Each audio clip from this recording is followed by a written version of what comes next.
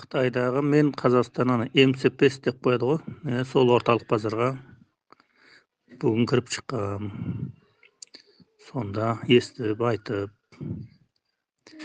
Негізі қиын, бұрынғыдан қиын дейді. Бұрын кіреміз 6 ай, 7 ай, 1 жыл, 2 айда шыққанбыз дейді. Ендігі ұстап жатқандарға жала жауып қылмыс тұрақтастырып соттап жатыр дейді.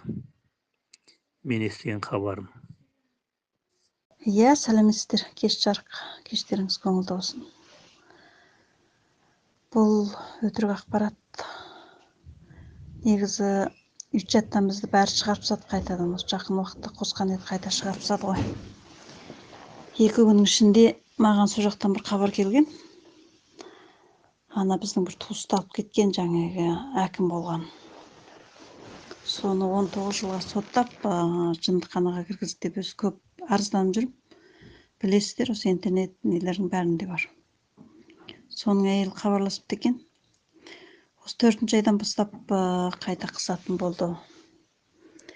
Қайтадан сол видео арыздарыңыздың бәрін жасай берсең деп хабар айтып жіберіпті.